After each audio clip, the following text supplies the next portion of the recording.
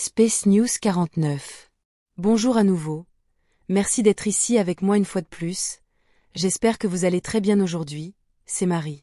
Bienvenue sur ma chaîne. Ces informations peuvent être considérées comme de la science-fiction ou comme le spectateur le voit le mieux, et je les publie uniquement à des fins de divertissement. Cependant, je prends mes informations très au sérieux, et pour ceux qui ont des yeux pour voir. J'écris ceci le matin du 25 octobre 2024. La première nouvelle d'aujourd'hui, la première partie de l'extension du port spatial de Toleka City vient d'être terminée hier après plusieurs semaines de construction. Cette extension permettra au port spatial de Toleka City de gérer simultanément jusqu'à 3 ou 4 grands vaisseaux de transport aussi grands qu'une classe Toleka, en plus des surfaces d'atterrissage régulières de la première partie originale du port spatial, qui fonctionne depuis des décennies sans besoin d'amélioration jusqu'à présent.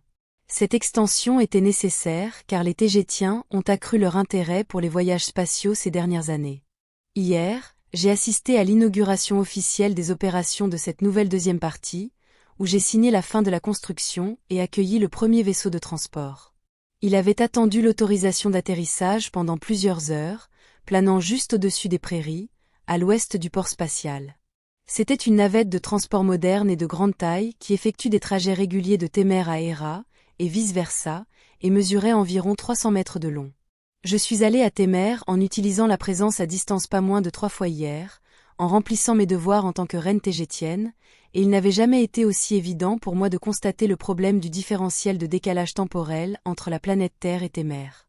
Lors de ma 3e visite de la journée, lorsque j'ai signé le début des opérations de la nouvelle partie du port spatial, l'événement entier a duré environ 25 minutes pour moi, mais à bord du vaisseau spatial Sadik Leia, qui suit l'heure terrestre, plus de 2 heures s'étaient écoulées. La deuxième nouvelle concerne ma santé. Mon diabète de type 1 a disparu, comme s'il n'avait jamais existé, comme s'il n'avait jamais été là. J'ai subi une intervention très forte et rare des URMA pour m'en guérir. Et ça a marché.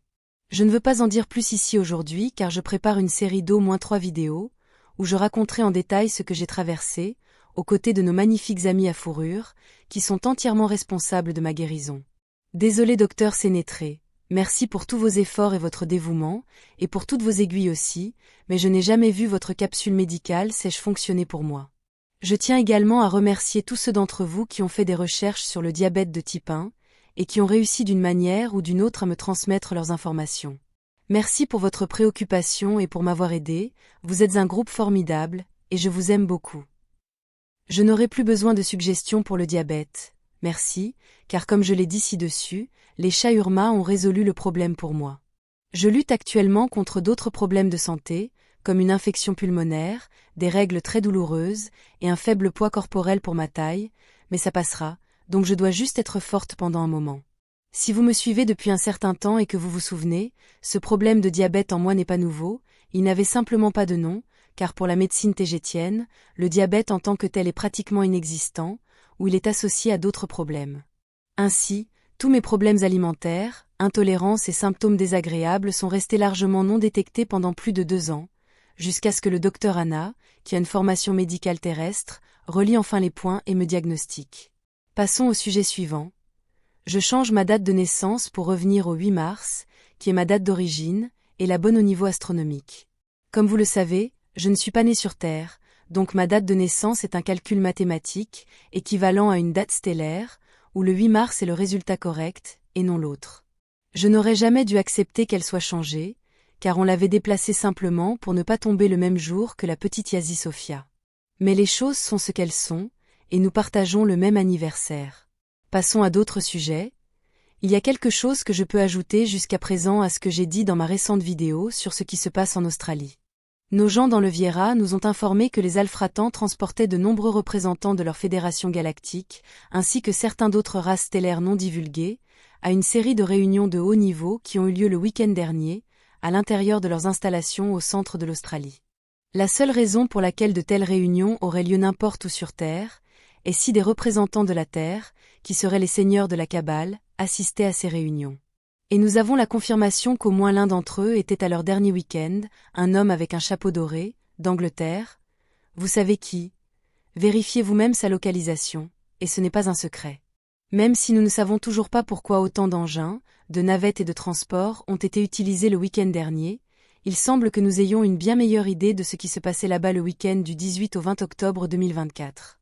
Et bien sûr, même si nous avons demandé des informations sur ce qui se passait, après que tous les Alfratans aient frôlé la flotte tégétienne pas moins de 5 fois la semaine dernière, le Viera a simplement répondu que c'était un trafic routinier qui s'était trop concentré dans cette zone pour un court laps de temps.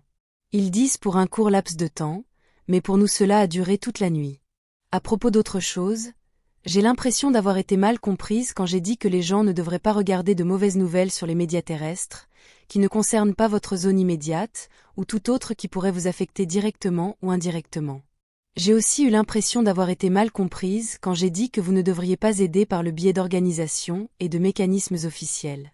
Bien sûr, vous devriez aider si vous le souhaitez, mais ce que je voulais dire, c'est que vous devriez être très prudent sur l'organisation officielle à laquelle vous donnez vos ressources, car beaucoup se contentent de garder l'argent ou de le détourner vers des affaires politiques, et cela finit généralement dans les poches de toutes sortes d'oligarques. Un autre problème est que les médias mentent essentiellement, comme vous le savez tous, donc ils créent un problème ou exagèrent un vrai, comme une stratégie politique manipulatrice pour drainer les ressources des membres de la population humaine concernée qui ont du cœur. Rappelez-vous que le récit de tous les conflits, guerres et catastrophes est hautement contrôlé et filtré afin de monopoliser la vérité, et je pense que j'en dis trop pour YouTube. Je ne voulais pas dire que vous ne devriez jamais regarder le mal, car c'est un concept New Age selon lequel si vous n'en voyez pas, ça ne peut pas être dans votre réalité. Ce sera tout pour aujourd'hui, comme toujours. Merci d'avoir regardé ma vidéo, et d'avoir liké, partagé, et de vous être abonné pour davantage, cela aide beaucoup cette chaîne à grandir. Et j'espère vous voir ici la prochaine fois. Avec beaucoup d'amour et d'appréciation, votre amie, Marie Soie.